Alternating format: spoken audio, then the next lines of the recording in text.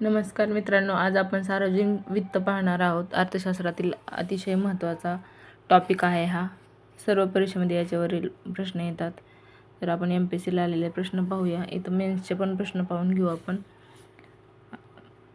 तर MPSC men's राज्यसेवा मुख्याला आलेला प्रश्न आहे हा. कर म्हणजे केवळ उत्पन्नाचे साधन नव्हे. बरोबर विधाने शोधा आहे. कर हे सक्तीचे देणे आहे. तर यापैकी पहिलं चूक आहे, कारण कर म्हणजे केवळ उत्पन्नाचे साधन आहे हे चुकीचं आहे. कर हे सक्तीचे देणं आहे हे बरोबर आहे. त्याच्यानंतरचा प्रश्न आहे, व्यवसाय कराबाबत खालीलपैकी कोणते विधान चुकीचे आहे? तर चार विधानं दिली आहेत. व्यवसाय कराची कमाल मर्यादा 250 वरून 2500 पर्यंत वाढवण्यात आली. हे विधान बरोबर आहे. ही वित्तीय मर्यादा वाढवण्यासाठी घटना दुरुस्ती आवश्यक असते. हे पण बरोबर आहे. हा कर लावण्यासाठी व वसूल करण्याचे अधिकार कोणत्याही परिस्थितीत स्थानिक प्राधिकरणाकडे सोपवता येत नाहीत. तर हे चूक आहे. इथं स्थानिक प्राधिकरणाकडे अधिकार देता येतात व्यवसाय कर लावण्यासाठीचे, म्हणून हे चुकीचं आहे. त्याच्यानंतरचा चौथा पर्याय आहे, व्यवसाय कर हा प्राप्ती कराचा एक भाग आहे. या कारणावरून याबाबतचा राज्य कायदा असंविधानिक ठरत नाही. हे विधान पण बरोबर आहे. राज्य यावर कायदा करू शकतो असं या वाक्याचा अर्थ आहे. त्याच्यानंतरचा प्रश्न आहे, प्रत्यक्ष करांबाबत खालीलपैकी कोणती विधाने बरोबर आहेत? त्यामध्ये 4 विधानं दिलेले आहेत. तर प्रत्यक्ष कराचा कराघात आणि करभार एकाच व्यक्तीवर असतो. डायरेक्ट टॅक्सचा एकाच व्यक्तीवर असतो, म्हणजे हे विधान बरोबर आहे. त्यानंतर आहे, प्रत्यक्ष कराचा कराघात आणि करभार मागणी व पुरवठ्याच्या लवचिकतेवर अवलंबून असतो. तर ते तसं नसते. प्रत्यक्ष कराचा करघात आणि करभार हे मागणी पुरवठ्यावर अवलंबून नसून तर डायरेक्ट तो जो कर भोगता आहे त्याच्यावर त्याच्या ज्या काही गोष्टी आहेत त्याच्यावर अवलंबून असतो. प्रत्यक्ष कराच्या बाबतीत करभार इतरांवर ढकलता येत नाही. हे बरोबर आहे, कारण जो ज्या गोष्टीचा उपभोग घेतो त्यालाच त्या गोष्टीचा कर भरावा लागतो, त्यामुळे इतरांवर तो ढकलता येत नाही. प्रत्यक्ष कराच्या बाबतीत करभार इतरांवर ढकलता येतो, तर हे चुकीचं आहे, ढकलता येत नाही. म्हणून आणि क ही 2 विधानं बरोबर आहेत. त्याच्यानंतरचा प्रश्न आहे, अप्रत्यक्ष कराचा करभार विक्रेता ग्राहकावर पूर्णपणे केव्हा ढकलू शकतो? आता इथं इनडायरेक्ट टॅक्स आहे, तर त्याचा मागणी पूर्णपणे अलवचिक असते. जेव्हा मागणीमध्ये कुठल्याही अशी ठराविकता नसते, तेव्हा त्याचा अप्रत्यक्ष कराचा करभार विक्रेता ग्राहकावर पूर्णपणे ढकलू शकतो. मागणी विक्रेत्याच्या म्हणण्यानुसार कमी जास्त प्रमाणामध्ये त्याची किंमत बदलत राहते, तेव्हा तो ग्राहकावर ढकलता येतो. जर फिक्स किंमत असेल तर ग्राहकावर ढकलता येत नाही. त्याच्यानंतरचा प्रश्न आहे, खालील विधाने कुठली योग्य आहेत ती सांगा. त्याच्यानंतर आहे, त्यामध्ये 2011-12मध्ये सेवा करातील महसुलात 37.4% वाढ झाली. हे महसूल स्रोतातील सेवा कर महत्त्वाचे क्षेत्र असल्याचे निदर्शक आहे. योग्य शोधायला सांगितलंय, तर इथं हे विधान योग्य दिले आहे. आणि ब विधान आहे, प्रत्यक्ष लाभ पुढचा प्रश्न आहे, खालील कोणती विधाने योग्य आहेत? मूल्यवर्धित कर ही बहुकेंद्रीय कर गोळा करणारी पद्धती आहे. अमूल्यवर्धित कर ही एककेंद्रीय उद्देशीय कर गोळा करणारी प्रणाली आहे. तर मूल्यवर्धित कर हा बहुकेंद्रीय गोळा केला जातो आणि अमूल्यवर्धित कर हा एककेंद्रीय असतो. त्यामुळे ही दोन्ही विधानं बरोबर आहेत. त्यानंतरचं विधान आहे, मूल्यवर्धित कराच्या अंमलबजावणीमुळे गरीब लोकांच्या राहणीमानाचा दर्जा आणि खरेदी शक्तीत वाढ होईल. तर हे बरोबर आहे. मूल्य जसं जसं उत्पन्न वाढत जाते तसं तसं कर जरी वाढला तरी लोक श्रीमंत होत जातात, त्याच्यामुळे त्यांच्या राहणीमानात आणि खरेदी शक्तीत वाढ होते. तिन्ही विधानं बरोबर आहेत. त्याच्यानंतर आहे, भांडवली अधिक वाढवण्यासाठी खालील कोणती पद्धती कृत्रिम नाही? तर खाली पद्धती दिल्या आहेत, त्यातली कृत्रिम पद्धती शोधायची आहे. बाजारातील कर्जे, वित्तीय संस्थांकडून घेतलेली कर्जे आणि अल्पबचतीचा साठा ही 3 कृत्रिम नाहीत, ही नैसर्गिक आहेत. आणि चौथा पर्याय जो आहे, कराच्या बाबतीत वाढ, ही कृत्रिम पद्धत आहे भांडवली अधिक करण्याची. त्याच्यानंतरचा प्रश्न आहे, राज्याचा करित्तर महसूल कोणता? त्यामध्ये आहे केंद्र सरकारच्या कर उत्पन्नातील राज्यांचा वाटा, जनतेच्या अल्प बचती, संपत्ती आणि भांडवली व्यवहारांवर राज्यांनी आकारलेले कर, केंद्र सरकारचा मदत निधी. यामध्ये वरील 3 पर्याय हे कर महसूल आहेत. कर महसुलामध्ये केंद्र सरकारच्या कर उत्पन्नाचा राज्यांचा वाटा आहे तो येतो. जनतेच्या अल्पबचती येतात कर महसुलामध्ये. संपत्ती आणि भांडवली व्यवहारावर राज्याने आकारलेले जे कर असतात ते येतात कर महसुलामध्ये. परंतु केंद्र सरकारने जी मदत केलेली असते राज्यांना ती कर महसुलामध्ये येत नाही, ती कर इतर महसुलामध्ये येते. म्हणून हा 4 नंबरचा पर्याय हा उत्तर आहे. त्यानंतरचा प्रश्न आहे, कर महसुलातील राज्यांचा वाटा ठरवणारा महत्त्वाचा घटक कोणता? तर खाली 4 पर्याय दिलेत. यामध्ये 4 नंबरचा पर्याय हे उत्तर आहे. विशिष्ट राज्याचे दरडोई उत्पन्न, म्हणजे राज्यांचे दरडोई उत्पन्न आणि सर्वाधिक दरडोई उत्पन्न असलेल्या राज्यांचे दरडोई उत्पन्न या दोघातलं अंतर लक्षात घेऊन कर महसुलातील राज्यांचा वाटा ठरवला जातो.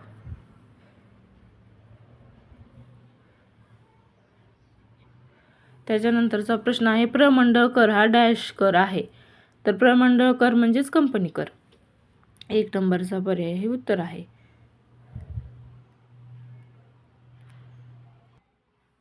नंतरचा प्रश्न आहे, खालीलपैकी कोणता प्रकार हा राज्य सरकारच्या कर दायित्वाचा भाग नाही?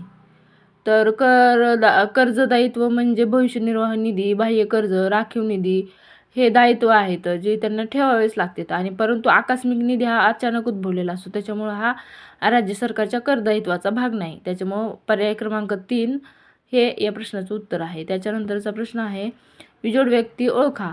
राज्य सरकारच्या वित्तावर देखरेख ठेवण्याची जबाबदारी केंद्रीय वित्त मंत्रालयाची आहे. तर हे विधान बरोबर आहे. त्याच्यानंतर राज्यघटनेनुसार जर राज्याच्या नावावर केंद्र सरकारकडून घेतलेले कर्ज शिल्लक असेल तर राज्य सरकार केंद्र सरकारच्या परवानगीशिवाय बाजारात कर्ज घेऊ शकत नाही. हे पण बरोबर आहे, कारण राज्यांना कर्ज द्यायचं का नाही हे केंद्र सरकारच्या कडं असतं. आणि पहिलं जे कर्ज आहे ते परत केल्यानंतरच केंद्र सरकारने जर ठरवलं की यांना इतर कुणाकडूनही कर्ज घेऊ द्यायचं नाही तर ती त्यांच्या हातात असते. त्याच्यामुळे दोन्ही पर्याय बरोबर आहेत. तिसरा पर्याय आहे, राज्यघटनेनुसार राज्य सरकारांना परकीय कर्ज घेण्याची परवानगी आहे. तर हे चुकीचं आहे. राज्य सरकारांना परकीय कर्ज केंद्र सरकारच्या परवानगीशिवाय घेता येत नाही. त्याच्यामुळे हे विधान चुकीचं आहे. त्याच्यानंतरचा प्रश्न आहे, पुढील वाक्यात कोणाचे वर्णन केलेले आहे? तर व्यक्तिगत उत्पन्न कर हा वैयक्तिक उत्पन्नावर आकारला जातो. हे बरोबर आहे. उत्पन्नाच्या पुनर्वाटपात सकारात्मक भूमिका बजावण्यात उत्पन्न कर अपयशी ठरला आहे. हे देखील बरोबर आहे. महामंडळ कर हा नोंदणीकृत कंपन्या आणि महामंडळ यांच्या उत्पन्नावर आकारला जातो. हे पण बरोबर आहे. याच्यातले सत्य म्हणजे 3ही विधानं बरोबर आहेत. त्याच्यानंतरचा प्रश्न आहे, तोच प्रश्न आहे, परत आलाय, ही पाहिला आपण मागच. मूल्यवर्धित कराचा मूल्यवर्धित कर ही अनेक स्तरीय आहे आणि अमूल्यवर्धित कर ही एकल बिंदू आहे आणि त्याच्या मूल्यवर्धित करामुळे राहणीमानात सुधारणा होते. तर आज माझाच प्रश्न रिपीटेड आहे. त्याच्यानंतरचा प्रश्न आहे, हा पण प्रश्न रिपीटेड आहे, प्रत्यक्ष कर अप्रत्यक्ष कराबाबतचा. उत्पन्न कर हा प्रत्यक्ष कर नाही. तर हे चुकीचं आहे. उत्पन्न कर हा प्रत्यक्ष कर आहे. वस्तू व सेवा कर हे प्रत्यक्ष कर आहेत, ते बरोबर आहे. आणि संपत्ती कर हे सुद्धा अप्रत्यक्ष कर आहेत, तर हे चुकीचं आहे. संपत्ती कर हा अप्रत्यक्ष कर नाही तर प्रत्यक्ष कर आहे. उत्पादन कर हे प्रत्यक्ष कर आहेत, हे चुकीचं आहे. उत्पादन कर हा प्रत्यक्ष कर नसून तो अप्रत्यक्ष कर आहे. उत्पादन कर हा प्रत्यक्ष कर नाही.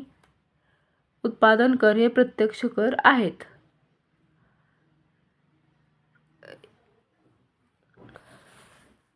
इथे 2 पर्याय आहेत, उत्पादन कर आणि उत्पन्न कर. 1 नंबरचा पर्याय आहे, उत्पन्न कर हा प्रत्यक्ष कर नाही. तर उत्पन्न कर हा प्रत्यक्ष कर नाही हे चुकीचं आहे. तर उत्पन्न कर हा प्रत्यक्ष कर आहे. आणि 4 नंबरचा पर्याय आहे, उत्पादन कर हे प्रत्यक्ष कर आहेत. तर हा चुकीचा आहे. उत्पादन कर हा अप्रत्यक्ष आहे आणि उत्पन्न हा प्रत्यक्ष आहे. हे 2 महत्त्वाचे पॉईंट आहेत या प्रश्नातून मिळालेले. म्हणजे उत्पन्न कर हा प्रत्यक्ष कर नाही हे चुकीचं दिलं आहे त्यांनी. उत्पन्न कर हा प्रत्यक्ष कर आहे आणि उत्पादन कर हा अप्रत्यक्ष कर आहे. पुढचा प्रश्न, भारतीय राज्यघटनेच्या कलम 280 नुसार स्थापन केलेल्या भारतीय वित्त आयोगाला खालीलपैकी कोणता अधिकार नाही? तर पर्याय 4 पैकी 3 नंबरचा पर्याय आहे केंद्रीय अर्थसंकल्प तयार करणे. हा 280 कलमानुसार भारतीय वित्त आयोगाला अधिकार नाही, कारण केंद्रीय अर्थसंकल्प हे वित्तमंत्री तयार करतात. बाकीचे जे 3 पर्यायामध्ये आहेत ते अधिकार आहेत. कर उत्पन्नाचे केंद्र आणि राज्य सरकारमध्ये वाटप करणे हा वित्त आयोगाचे काम आहे. राज्य सरकारांना अनुदान देण्याबद्दलच्या सूचना देणे हे आहे. आणि निकोपित्ताशी संबंधित सूचना करणे हे देखील वित्त आयोगाचे काम आहे. परंतु अर्थसंकल्प तयार करणे हे वित्त आयोगाचे काम नसून ते वित्तमंत्री तयार करतात. त्यानंतरचा प्रश्न आहे, भारतीय फार्मास्युटिकल उद्योगाला नव्याने कार्यान्वित केलेली वस्तू व सेवा कर हा डॅश ठरेल? तर नकारात्मक, सकारात्मक, कोणताच परिणाम नसलेला, अगदी थोडक्यात परिणामकारक, तर सकारात्मक ठरेल हे याचं उत्तर आहे. त्याच्यानंतरचा प्रश्न आहे, भारतात 1 जुलै 2017 पासून वस्तू व सेवा कर लागू केल्यामुळे केंद्र व राज्य सरकारचे किती कर कमी झालेत? तर त्यामध्ये केंद्राचे 8 आणि राज्याचे 9 असे कर कमी झालेले आहेत. आता हे GST मध्ये आता सध्या कर रचनेमध्ये काही बदल झालेले आहेत, ते लेटेस्टमधले ती वेगळे आहेत. तर प्रश्न आहे, जोड्याजुळवामध्ये मालमत्ता कर, संपत्ती कर आणि मूल्यवर्धित कर, तर आणि दुसरीकडं त्यांचे रद्द कधी झाला, सुरू कधी झाला आणि कुठल्या समितीचं हे विचारलं आहे. तर मालमत्ता कर हा 1985 मध्ये रद्द झाला आहे. संपत्ती कर हा कार्डर याने सुरू केला आणि मूल्यवर्धित कर हा LK झा समितीनुसार सुरू करण्यात आला. त्यानंतरचा सेवा कर आहे. सेवा कर हा 1994 ते 95 मध्ये सुरू झाला. पुढचा प्रश्न आहे, भारतात मालमत्ता कर प्रथम 1953 मध्ये आकारला गेला. खालीलपैकी बरोबर उदाहरणं लक्षात घ्या. चुकीची उदाहरणं लक्षात घ्यायची तिथं. मालमत्ता कर हा प्रथम 1953 मध्ये आकारण्यात आला. संपत्तीवर वार्षिक कर प्रथम 1957 मध्ये आकारण्यात आला. संपत्ती कर हा महसुलाचा मोठा स्रोत आहे. आणि चौथं विधान आहे, देणगी कर प्रथम 1958 मध्ये आकारला गेला. तर यामधलं असत्य शोधायचं आहे. तर यापैकी देणगी कर हा प्रथम 1958 मध्ये आकारण्यात आला हे बरोबर आहे, देणगी कर 1958. त्यानंतर पहिले 2 पर्याय म्हणजे मालमत्ता कर 1953चा आहे, बरोबर आहे. वार्षिक कर प्रथम 1957 मध्ये आकारला हे पण बरोबर आहे. परंतु हे 3 नंबरचं चुकलं आहे. संपत्ती कर हा महसुलाचा मोठा स्रोत आहे, तर हे चुकीचं आहे.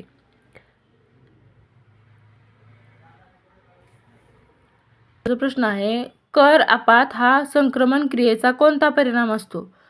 प्रारंभिक, मध्य असतो का अंतिम असतो का यापैकी नाही? तर हा कर आपात म्हणजे इन्सिडंट कर, टॅक्स इन्सिडन्स हा संक्रमणाचा अंतिम परिणाम असतो. त्याच्यानंतरचा प्रश्न आहे, सार्वजनिक क्षेत्रातील प्रमुख राजकोषीय कार्यापैकी अर्थव्यवस्थेच्या स्थिरीकरणासाठी खालील कोणत्या साधनाचा उपयोग होतो? तर कराचा विस्तार किंवा संकोच, बाजारातून कर्ज उभे करणे, उपलब्ध साधनांचे योग्य वितरण, व्याजदरातील बदल. यामध्ये अर्थव्यवस्थेच्या स्थिरीकरणासाठी कराचा विस्तार आणि संकोच म्हणजे अर्थव्यवस्था वाढवण्यासाठी अर्थव्यवस्थेतील जे कराचे धोरण आहे ते राबवताना करांचा विस्तार आणि करांचा संकोच म्हणजे कर वाढवणे आणि कमी करणे या महत्त्वाच्या गोष्टी आहेत. त्याच्यानुसार त्या साधनाचा वापर करूनच अर्थव्यवस्थेमधील जो पैसा आहे तो स्थिर केला जातो. आपल्याला जरी उत्तर माहिती असलं तरी आपण सगळे पर्याय वाचून कुठला पर्याय वेगळा आहे आणि बाकीचे चुकीचे पर्याय कसे वेगळे आहेत हे पाहणं गरजेचं असते. त्याच्यानंतरचा प्रश्न आहे, कर महसूल स्थूल उत्पन्नाच्या वाढीशी लवचिक करण्याच्या दृष्टीने खालीलपैकी कोणता उपाय सुधारणा समितीने सुचवला? तर कर महसूल स्थूल उत्पन्नाच्या वाढीशी लवचिक करण्याच्या दृष्टीने कर सुधारणा समितीने कमी जे कर आहेत त्याचे दर कमी करणे आणि सुधारणा करणे म्हणजेच कमी कर दर आणि प्रशस्त कर आधार या हा उपाय सुचवला आहे कर सुधारणा समितीने. जे दर आहेत कराचे ते कमी करायचे आणि करामध्ये सुधारणा करायचे हा आधार सुचवला आहे. वर दिले उच्च कर करा तर उच्च कर नाही, उच्च कर दोन्ही पर्यायामध्ये आहे तर ते नाही करायचं आणि संकुचित पण नाही करायचं. त्याच्यामुळं 4 नंबरचा पर्याय उत्तर आहे. ही मुख्य परीक्षेचे प्रश्न आहेत, परंतु संकल्पना क्लिअर होण्यासाठी आपल्याला सर्वच परीक्षेचे प्रश्न पाहणे गरजेचे आहे. कारण ही सार्वजनिक वित्ताच्या संकल्पना क्लिअर झाल्यानंतर कसाही प्रश्न जर त्याच्यावर आला तर आपण तो सोडवू शकतो. त्याच्यामुळं सगळ्या प्रकारचे प्रश्न आपल्या डोळ्याखालून जाणं गरजेचं असते. नंतरचा प्रश्न आहे 2006-07 मध्ये केंद्रीय कराचा राज्याच्या कर उत्पन्नातील वाटा 31% होता. 6-7ला 31% होता, बरोबर आहे. राज्याच्या महसुलामध्ये कंपनी कराचे योगदान सर्वाधिक आहे. तर कंपनी कराचे योगदान अगोदरच्या 6-7च्या काळामध्ये जास्त होते. त्याच्यामुळं हे दोन्ही पर्याय बरोबर आहेत. त्याच्यानंतरचं आता MPSC आपण मुख्य परीक्षेचे प्रश्न पाहिले आतापर्यंत. आता आपण प्रीचे प्रश्न पाहूया. कोणत्या कराची वसुली उत्पन्न स्थानिक स्वराज्य संस्थाकडे असते? तर जो जकात कर असतो त्याचे वसुली आणि उत्पन्न हे स्थानिक स्वराज्य संस्थाकडे असते. त्यामध्ये मग आयकर, विक्री कर, व्यवसाय कर हे राज्य शासनाचे असतात, परंतु जकात कर हा स्थानिक स्वराज्य संस्थेकडे असतो. त्याच्यामुळं हा चौथा पर्याय उत्तर आहे. प्रगतिशील कर प्रणालीमुळे डॅश होते. तर काय होते प्रगतिशील कर प्रणालीमुळे? सरकारच्या उत्पन्नात वाढ होते, आर्थिक विषमता कमी होते, सर्वांना न्याय मिळतो. तर तिन्ही पर्याय बरोबर आहेत. सरकारच्या उत्पन्नात वाढही होते, आर्थिक विषमता कमी होते आणि सर्वांना न्याय मिळतो. प्रगतिशील कर प्रणालीमुळे प्रोग्रेसिव्ह टॅक्स प्रणालीमुळं ह्या सुधारणा होतात अर्थव्यवस्थेमध्ये. आर्थिक विषमता कमी होऊन सरकारचे उत्पन्न वाढते. नंतरचा प्रश्न आहे अप्रत्यक्ष कराचा भार कोणावर पडतो? तर अप्रत्यक्ष कराचा भार हा डायरेक्ट ग्राहकावर पडतो आणि प्रत्यक्ष कराचा भार हा जो भोक्ता आहे, ज्यानं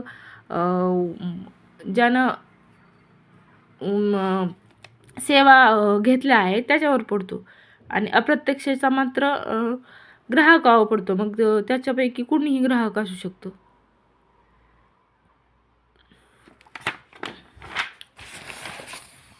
पुढचा प्रश्न आहे केंद्र सरकारकडून घटक राज्यांना खालीलपैकी कोणत्या करातील वाटा अधिक प्रमाणात मिळतो? घटक राज्यांना प्राप्ती करामधील वाटा अधिक प्रमाणात मिळतो. त्यानंतरचा प्रश्न आहे कोणत्या करामुळे किमती वाढतात? तर डायरेक्ट टॅक्स, प्रत्यक्ष करामुळे किमती वाढतात.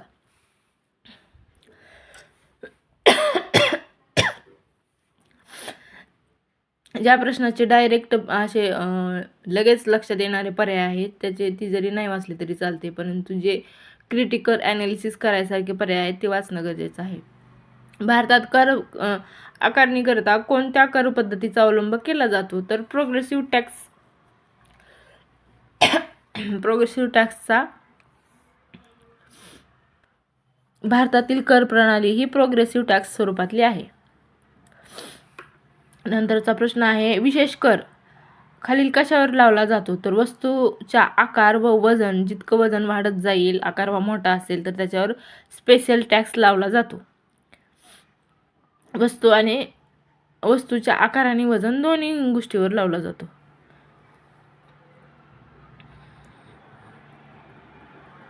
त्यानंतरचा प्रश्न आहे विशेष आर्थिक क्षेत्रातील उत्पादकांना ज्या सूट सवलती दिल्या जातात त्या प्रत्यक्ष करात नाही, परंतु निर्यात प्रोत्साहनार्थ व पायाभूत सुधारणाकरता दिल्या जातात. यापैकी योग्य शोधायचे. तसेच त्या कोणत्याही कामावर विषय आदेश, निर्देश वा कायद्यासंदर्भात नाहीत. तर याच्या दोन्हीपैकी ब पर्याय योग्य आहे आणि अपर्यायामध्ये ज्या सूट सवलती दिल्या जातात त्या प्रत्यक्ष करात नाही, परंतु निर्यात प्रोत्साहनार्थ व पायाभूत सुधारणाकरता दिल्या जातात. तर हे चुकीचं आहे. कोणत्याही कामावर आदेश, निर्देशन वा कायद्यासंदर्भात नाहीत, हे चुकीचं आहे. त्याच्यानंतरचा प्रश्न आहे पुढील 2 विधानापैकी कोणते योग्य आहे? आयकर भरण्याची क्षमता या तत्वावर आकारला जातो. बरोबर आहे. आयकराचे अधिक दर तो न भरण्याचे एक प्रमुख कारण आहे आणि त्यामुळे काळा पैसा वाढतो. दोन्ही पर्याय बरोबर आहेत. कारण लोक आयकर भरण्याकरता काहीतरी वेगळे मार्ग अवलंबून तो कर चुकवतात, त्याच्यामुळं काळा पैसा वाढतो. आणि ज्याचं उत्पन्न जितकं जास्त तितका त्याला जास्त कर भरावा लागतो, त्याच्यामुळे आयकर भरण्याची क्षमता या तत्वावर आकारला जातो. दोन्ही पर्याय बरोबर आहेत. तर पुढचा प्रश्न आहे, पायाभूत सुविधा. आता हे कंबाईनच्या मेन्सला प्रश्न आहेत. हे पायाभूत सुविधा पुष्कळदा आर्थिक आणि सामाजिकतेशी संबंधित असतात, त्यामध्ये डॅशचा अंतर्भाव असतो. तर पायाभूत सुविधा मध्ये मग पाणी पुरवठा, वाहतूक, शक्ती साधने या सुधारणा आधारित ज्या गोष्टी आहेत त्यांचा समावेश होतो. तर या सगळ्याच गोष्टी त्याच्यात येतात. नंतरचा प्रश्न आहे, भारतात 1991 नंतर खालीलपैकी विशेष उल्लेखनीय कर सुधारणांविषयी अंमलबजावणी करण्यात आली. त्यामध्ये पर्याय आहेत, वैयक्तिक उत्पन्न कर, कमी कर दर आणि कमी स्लॅब, महामंडळ कर 30% कमी करणे, 1994-95 पासून सेवा कर आकारणी, 1 एप्रिल 2005 पासून मूल्यवर्धित कराची वॅटची 21 राज्य आणि केंद्रशासित प्रदेशात अंमलबजावणी करणे. तर या प्रश्नाचं उत्तर आहे वरील सर्वच आहे. भारतात 91 नंतर कुठल्या उल्लेखनीय कर सुधारणा ह्या अंमलबजावणी करण्यात आली त्यांची. त्याच्यामध्ये मग महामंडळ करामध्ये 30% सूट देण्यात आली. वैयक्तिक उत्पन्न कर, कमी कर दर आणि कमी स्लॅब ठेवण्यात आले. 94-95 पासून सेवा कर आकारणी चालू केली आणि 1 एप्रिल 2005 पासून वॅट जे आहे मूल्यवर्धित कर आहे जो 21 राज्य आणि केंद्रशासित प्रदेशामध्ये अंमलबजावणी चालू केली. आर्थिक सुधारणानंतर ह्या गोष्टी झालेल्या आहेत. त्याच्यानंतरचा प्रश्न आहे, केंद्र शासनाचा महसूल सर्वाधिक वेगाने वाढवणारी डॅश ही आहे, खालीलपैकी कुठले कर आहेत? तर केंद्र शासनाचा महसूल खालील कुठल्या करामुळे वाढतो? तर सगळ्यात जास्त महसूल हा सेवा करामुळे वाढतो केंद्र शासनाचा, ज्याच्यामुळं पर्याय अ हे उत्तर आहे. नंतरचा प्रश्न आहे, केंद्राकडून राज्यांना होणारे वाढते साधनसामग्री हस्तांतर डॅश दर्शवते. त्यामध्ये राज्य व केंद्र यामध्ये वाढते एकत्रीकरण, राज्याचे केंद्रावर असहाय्य अवलंबन आणि राज्यांनी महसूल उभारणीत केलेले दुर्लक्ष. तर वाढते सामग्री हस्तांतरणामधून काय लक्षात येतं? तर एकत्रीकरण लक्षात येतं केंद्राचं आणि राज्याचं. त्याच्यानंतर राज्य केंद्रावर असहाय्य अवलंबून आहे हेही लक्षात येतं आणि राज्यांनी महसूल उभारणीत केलेले दुर्लक्ष याचा काही संबंध नाही. तर त्याच्यामुळं पर्याय अ आणि व हे दोन्ही त्याचे उत्तर आहेत. खालीलपैकी कोणत्या वर्षी भारतात आयात शुल्क कर हा कर उत्पादनाचा जवळपास अर्धा भाग मिळवणारा मोठा मार्ग होता? खालीलपैकी कोणत्या वर्षी भारतात आयात शुल्क कर हा उत्पन्नाचा जवळपास अर्धा भाग मिळवलेला मोठा मार्ग कोणत्या वर्षी होता? तर 90-91 ला होता तो.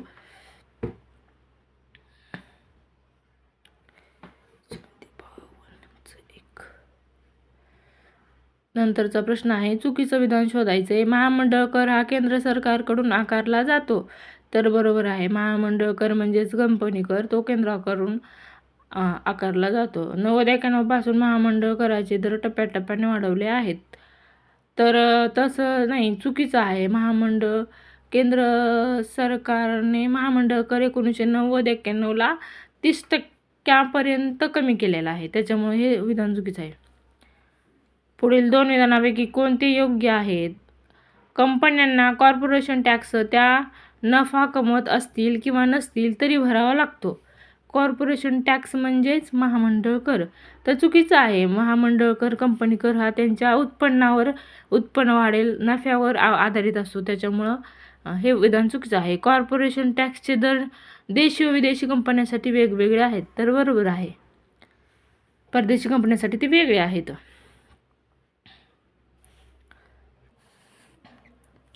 पुढचा प्रश्न आहे, राज्य सरकारचा विकास खात्यातील एकमेव महत्त्वाचा घटक कोणता आहे? विकास खात्यातील एकमेव महत्त्वाचा घटक म्हणजे शिक्षण होय.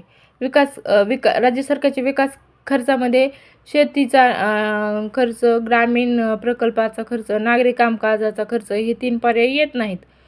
शिक्षणाविषयक खर्च हा विकास खर्चातील एकमेव महत्त्वाचा घटक आहे. म्हणून 1 नंबरचा पर्याय बरोबर आहे. नंतरचा प्रश्न आहे, कोणते राज्य सरकारच्या कर्जाचे प्रमुख मार्ग आहेत? तर 56 नंबरचा प्रश्न हा कॅन्सल केलेला प्रश्न आहे. त्याच्यानंतर पुढचा प्रश्न बघू. कर संक्रमण हे द्याशी संबंधित आहे? तर कर संक्रमण हे कर टाळणे, कर लादणे, एकाकडून दुसरीकडे कर संक्रमित होणे यापैकी कोणता आहे? तर कर संक्रमण हे संक्रमण म्हणजे हस्तांतरित होणे, बदल होणे, एकाकडून दुसरीकडे कर जाणे म्हणजे संक्रमण होणे. म्हणून तिसरा पर्याय बरोबर आहे. करेत्तर महसूल खालीलपैकी कोणत्या स्रोतातून येतो? करेत्तर महसूल कर सोडून इतर ठिकाणाहून आलेला महसूल म्हणजे करेत्तर महसूल.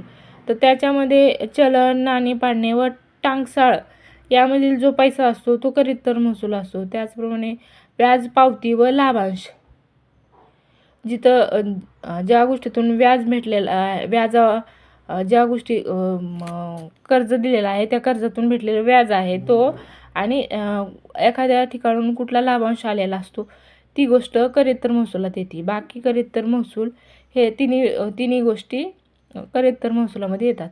राज्य सरकारचे महत्त्वाचे महसुलाचे हे मार्ग आहेत.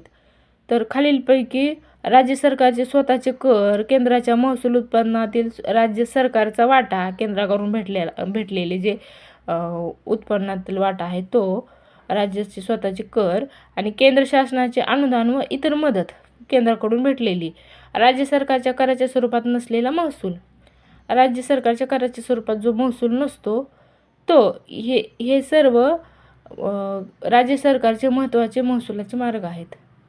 सर्वच्या सर्व आहेत. राज्याचे स्वतःचे कर, केंद्राने दिलेल्या उत्पन्नातील वाटा, केंद्र शासनाचे दिलेली अनुदाने, त्याचप्रमाणे राज्य सरकारच्या कराच्या स्वरूपात महसूल नसतो तो स्वतःचा, हे सगळे महसुलाचे मार्ग आहेत. पुढचा प्रश्न आहे, कोणते खर्च राज्य सरकारच्या वाढत्या खर्चास कारणीभूत आहेत? तर नागरी प्रशासनाचा विस्तार, नागरी प्रशासनामध्ये ज्या सुधारणा करायच्या आहेत त्या सुधारणा, त्यानंतर वाढत्या किमती व राहणीमान यांच्या खर्चामुळे झालेला वाढीव पगार, सरकारच्या शिक्षण व सार्वजनिक आरोग्य यावर होणारा खर्च, विकास खर्चातील वाढ, हे सर्व राज्य सरकारच्या वाढत्या खर्चास कारणीभूत आहेत. म्हणजे विकासात्मक जे खर्च केलेले असतात त्याच्यामुळं राज्य सरकारचा खर्च जास्त होतो. त्याच्यामुळं ही सर्वच आहेत त्याच्यात. पुढचा प्रश्न आहे, कोणते विधान बरोबर आहे? 2007-08 ते 2011-12 या काळात केंद्राचा प्रत्यक्ष कर महसूल अप्रत्यक्ष कर महसुलापेक्षा अधिक होता. तर बरोबर आहे. 2011-12च्या अगोदर डायरेक्ट टॅक्स हा इनडायरेक्ट टॅक्सपेक्षा जास्त होता. याच्यातलं बरोबर शोधायचं तर 1 नंबरचाच पर्याय बरोबर आहे. बाकीचे पर्याय दिलेले आहेत की 2007-08 ते 2011-12 या काळात केंद्र सरकारचा अप्रत्यक्ष व प्रत्यक्ष कर महसुलापेक्षा अप्रत्यक्ष कर जास्त होता म्हणून दिलं आहे. तर अप्रत्यक्ष कर जास्त नव्हता, प्रत्यक्ष कर जास्त होता. त्याच्यानंतर आहे, याच काळात केंद्र सरकारचा प्रत्यक्ष कर महसूल आणि अप्रत्यक्ष कर महसूल हे समान होते. तर समानही नव्हते, प्रत्यक्ष कराचा वाटा जास्त होता. त्याच्यामुळे 1 नंबरचा पर्यायच उत्तर आहे.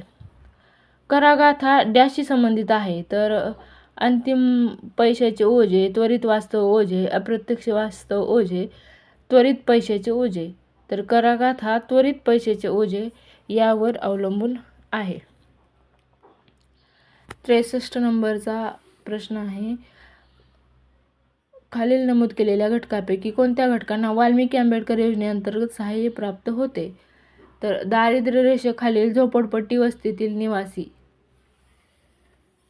यांना वाल्मिकी आंबेडकर योजनेअंतर्गत सहाय्य प्राप्त होते. करंटचा प्रश्न असेल हा. त्याच्यानंतरचा प्रश्न आहे, कराचे ओझे जोखण्याची सर्वात सुलभ व सोपी पद्धत कोणती? कराचे सकल देशांतर्गत उत्पादनाशी प्रमाण, सर्वोच्च कर दर, कर लागू होण्याची कमीत कमी उत्पन्न पातळी, उत्पन्न वजावटीची सर्वात जास्त मर्यादा. यापैकी कराचे ओझे झोकण्याची सर्वात सुलभ आणि सोपी पद्धत म्हणजे कराचे जे सकल देशांतर्गत उत्पन्नाचे प्रमाण आहे ती म्हणजे सोपी पद्धत आहे. पुढचा प्रश्न आहे, नवीन प्रत्यक्ष कर कोड DTC यात बहुतेक कोणाचे माफ केलेले उत्पन्न काढून टाकले आहे? त्यामध्ये United liquid insurance plan, equity liquid mutual fund, मुदत ठेवी, नॅशनल सेव्हिंग सर्टिफिकेट्स या सगळ्यांचे जे माफ केलेले उत्पन्न आहे ती काढून टाकले आहे. पुढचा प्रश्न आहे, कोणते अप्रत्यक्ष कर आहेत? आयकर, उत्पन्न व खर्चातील कर, मालमत्ता कर किंवा भांडवली व मालमत्तेवरील कर, वस्तूवरील कर किंवा वस्तू व सेवावरील कर. यापैकी अप्रत्यक्ष कर म्हणजे वस्तूवरील कर किंवा वस्तू व सेवेवरील कर, म्हणजे आता सध्या जो GST आहे तो अप्रत्यक्ष कर आहे. पुढचा प्रश्न आहे, खालील करापैकी कोणता कर प्रत्यक्ष कर नाही? तर विक्री कर हा प्रत्यक्ष नाही, तो अप्रत्यक्ष आहे. तर बाकीचे देणगी कर, संपत्ती कर आणि उत्पन्न कर हे तिन्ही कर हे प्रत्यक्ष आहेत, परंतु विक्री कर हा अप्रत्यक्ष आहे. त्याच्यामुळे विक्री कर हे उत्पन्न आहे, प्रत्यक्ष कर नाही, म्हणजेच अप्रत्यक्ष कर हा विक्री कर आहे. आता हे 2 वेळेस रिपीट झालेला प्रश्न आहे. त्याच्यानंतरचा प्रश्न पाहू.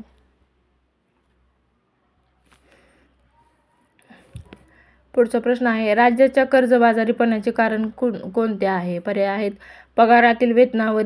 पगारावरील व वेतनावरील खर्चात वाढ, उच्च व्याजदर आणि कर्जमाफी. तर यापैकी वरचे 2 जे आहे, वेतनावरील खर्चात वाढ आणि उच्च व्याजदर, याच्यामुळं राज्यांना जास्त पगार जास्त व्याजदर द्यावं लागतो, त्याच्यामुळं ती कर्जबाजारी होतं राज्य. कर्जमाफी दिल्यामुळं कर्जबाजारी होण्याचा काही प्रश्न नाही, परंतु जे वेतन वाढवली जातात आणि जो इतर केंद्राची कर्ज राज्याकडे असतात तो व्याजदर यामुळे राज्याच्या कर्जबाजारीपणा वाढतो. पुढचा प्रश्न आहे, डॅश खालचे कर हे कर केंद्र शासनाच्या अखत्यारीत येतात. तर केंद्र शासनाच्या अखत्यारीत येणारे कर म्हणजे आयकर हा केंद्राचाच आहे, निगम कर हा केंद्राचा आहे, सीमाचा कर हा सीमा शुल्क बांधरी कर हा सुद्धा केंद्राचा आहे. त्याच्यामुळे पथकर हा केंद्राचा नाही, पथकर हा स्थानिक स्वराज्य संस्थेचा असल्यामुळं वरील जे 3 आहेत अ, ब, क हे उत्तर आहे. त्याच्यानंतर आहे, महसुली कर उत्पन्नामध्ये पुढीलपैकी कशाचा समावेश होत नाही? महसुली कर उत्पन्नामध्ये अप्रत्यक्ष कर, प्रत्यक्ष करांचा तर समावेश होतोच महसुलामध्ये. मग गुंतवणुकीवरील जे व्याज भेटतं ते करेत्तर उत्पन्न असतं, त्याच्यामुळे त्याचा महसुली करामध्ये समावेश होत नाही. नंतर दंडात्मक उत्पन्न जे असते, एखाद्याकडून घेतलेले अनुदाने, दंडात्मक उत्पन्न हे देखील महसुली करामध्ये येत नाही, ते करेत्तर महसूल आहे. त्याच्यामुळं अ आणि ब हे येतात आणि क आणि ड हे येत नाहीत. भारत देशात सेवा कर डॅश रोजी लावण्यात आला? तर 1 जुलै 1994 रोजी सेवा कर लावण्यात आला. अप्रत्यक्ष कराचा समाजावर कसा परिणाम होतो? तर पुरोगामी, प्रतिगामी, न्याय का प्रमाणशीर? तर प्रतिगामी परिणाम होतो समाजावर अप्रत्यक्ष कराचा. वस्तू आणि सेवा करासंबंधित खालील विधाने विचारात घ्या. वस्तू आणि सेवा कराची अंमलबजावणी 1 एप्रिल 2010 पासून झाली. तर हे चूक आहे. वस्तू आणि सेवा कर हा 2017 मध्ये लागू झालेला आहे.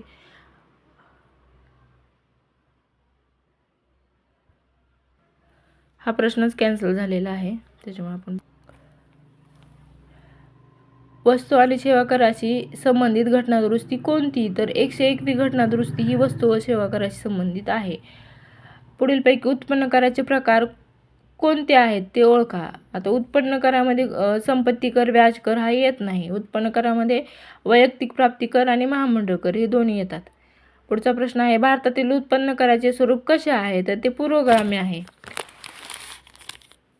आता हाही प्रश्न रिपीटेड आहे, 2-3 वेळेस येऊन गेलेला आहे. नंतरचा प्रश्न आहे, वस्तू व सेवा करामध्ये कोणत्या करदराचा समावेश होत नाही? आता यावर्षी या कराचे दर बदललेले आहेत, त्याच्यामुळे ह्या प्रश्नाची काही वाचायची गरज नाही, बदललेलीच कर येणार. पुढचा प्रश्न आहे, केंद्रीय विक्री कर कायदा 1956 नुसार विक्री कर हा आंतरराज्य वस्तू विक्रीवर आकारला जातो. बरोबर विधानं शोधायचे आहेत. केंद्रीय विक्री कर दरामध्ये जून 2008 पासून 3% व 2% पर्यंत कपात करण्यात आली. आता हा प्रश्न ही लेटेस्ट घडामोडीवर जाऊ शकतो, त्याच्यामुळं इथली माहिती फक्त वाचून घ्यायची आहे. तर वरील सर्व जे आहेत ते याचं उत्तर आहे. पुढचा प्रश्न आहे, मूल्यवर्धित करासंदर्भात खालील विधाने विचारात घ्या. अप्रत्यक्ष करातील बाहुल्य नष्ट करण्यासाठी मूल्यवर्धित कर लागू होतो. सर्व राज्यातील विविध वस्तूंसाठी मूल्यवर्धित कराचे दर सारखे आहेत. मूल्यवर्धित कर प्रणाली 10 एप्रिल 2006 पासून अंमलात आली. तर हे चुकीचं आहे. मूल्यवर्धित वॅट कधी लागू झाला? 2006ला नाही लागू झालेला वॅट. आणि वरचे 2 जे पर्याय आहेत ते बरोबर आहेत. अप्रत्यक्ष करातील बाहुल्य नष्ट करण्यासाठी वॅट आणला. अप्रत्यक्ष कर जे बाहुल्य आहे त्याचा नष्ट करण्यासाठी. सर्व राज्यातील विविध वस्तूंसाठी मूल्यवर्धित कराचे दर एकसारखे आहेत, हे देखील बरोबर आहे. म्हणून अ आणि व हेच उत्तर आहे. आतापर्यंत आपण मेन्सचे राज्यसेवा मेन्सचे कंबाईन मेन्सचे प्रश्न पाहिलेले आहेत. मुख्य प्रश्न म्हणजे आपल्या कंबाईन प्रीला येणारे प्रश्न तर पुढंच आहेत, ते कंबाईनचे प्रश्न पाहून घेऊ आपण. मागचे प्रश्न पाहण्याचा एकच उद्देश की आपल्याला कन्सेप्ट क्लिअर झालेली पाहिजे. सगळे प्रश्न वाचल्यानंतरच कन्सेप्ट क्लिअर व्हायला मदत होती, पुन्हा रिपीट झालेले प्रश्न वाचल्यामुळे. आता गार जी जनरल अँटी अव्हॉइडन्स रूलची सुधारित तरतूद भारतात केव्हापासून लागू झाली? तर एप्रिल 2016मध्ये गार लागू झाला. गार म्हणजे काय? तर सर्वसाधारण कर चुकी वगैरे विरोधातील नियम लागू करण्यासाठी जनरल अँटी अव्हॉइडन्स रूल लागू करण्यात आला, त्याला गार म्हणतात. खालीलपैकी कोणत्या घटकांची जागा नवीन प्रत्यक्ष कर संहिता DTC डायरेक्ट टॅक्स यांनी घेतलेली आहे? तर भारतातील उत्पन्न कर कायदा 1961च्या कायद्याच्या ठिकाणी प्रत्यक्ष कर संहिता म्हणजे DTC ॲक्ट आलेला आहे. नंतर पुढचा प्रश्न आहे, थेट कर संहिता आणि वस्तू सेवा करांची सुरुवात. खालील विधानांचा विचार करा. त्यामध्ये थेट कर संहिता आणि वस्तू सेवा करांची सुरुवात, कर चुकी वगैरे विरोधातील साधारण नियमाबाबत स्पष्ट धोरण, वित्तीय समावेशकतेबाबत समिती. त्यापैकी आता चूक बरोबर शोधायचे. अ आणि ब या क ने सुचवलेल्या सुधारणा आहेत.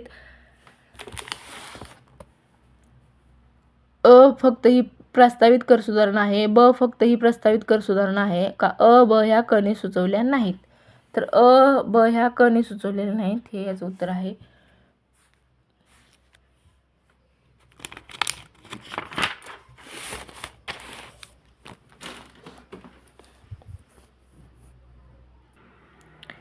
वस्तूच्या आयात व निर्यातावरील लावल्या जाणाऱ्या करास काय म्हणतात? तर आयात निर्यात कराला सीमा कर म्हणतात. वस्तू आणि सेवा करदात्याला ओळख क्रमांकातील पहिले 2 अंक दर्शवतात, तर राज्य संकेतांक. डॅश वगळून बाकी सर्व अप्रत्यक्ष कर GST मध्ये समावेश करण्यात आले आहेत. तर GST मध्ये सीमा शुल्क हा नाही, त्या मग उत्पादन शुल्क आहे, मूल्यवर्धित कर आहे, विक्री कर आहे. भारतामध्ये मूल्यवर्धित कराची अंमलबजावणी कधी झाली? तर मूल्यवर्धित कराची म्हणजे वॅटची अंमलबजावणी 1 एप्रिल 2005 मध्ये झाली. भारतामध्ये राज्य विक्री कर रद्द करून पुढीलपैकी कोणता कर लागू करण्यात आला? तर राज्य विक्री कर रद्द करून वॅट लावण्यात आला, म्हणजे मूल्यवर्धित कर. भारतामध्ये विक्री कर सर्वप्रथम कोणत्या वर्षी लागू करण्यात आला? तर 1939ला लागू करण्यात आला होता. खालील कोणते घटक GST मधून वगळण्यात आले आणि ज्यावर राज्य सरकारने कर आकारावे? तर मद्य व पेट्रोलियम उत्पादने, स्थावर मालमत्तेवरील मुद्रांक शुल्क, वीज शुल्क हे घटक GST मधून वगळण्यात आलेले आहेत. प्रत्यक्ष कर संहिता DTC कोणत्या कायद्याची जागा घेतली आहे DTCने? तर आयकर कायदा 1961ची जागा DTCने घेतलेली आहे. वस्तू व सेवा कराशी संबंधित घटना दुरुस्ती 101वी आहे. वॅट कोणावर लागू आहे? तर वॅट हा उत्पादन आणि अंतिम विक्री दरम्यान मूल्यवर्धनाच्या टप्प्यावर वॅट लागू आहे. भारतात आर्थिक व्यवहारासंदर्भात मुद्रांक शुल्क हे डॅश आहे. तर खालील 2 पर्याय दिले आहेत. भारतामध्ये आर्थिक व्यवहारासंदर्भात मुद्रांक शुल्क राज्य सरकारद्वारे आकारले व गोळा केले जाते. तर नाही, चूक आहे, ते केंद्र आकारतं. राज्याचा विनियोग केंद्राद्वारे केला जातो. तर केंद्राद्वारे विनियोग केलेला जात नाही मुद्रांक शुल्काचा, म्हणून दोन्ही पर्याय चुकीचे आहेत. तर अशा प्रकारे आपण करांवर जे प्रश्न होते ते पाहिलेले आहेत. पुढच्या भागामध्ये आपण सार्वजनिक खर्च, अंदाजपत्रक, राजकोषीय धोरण यावर आधारित प्रश्न पाहणार आहोत.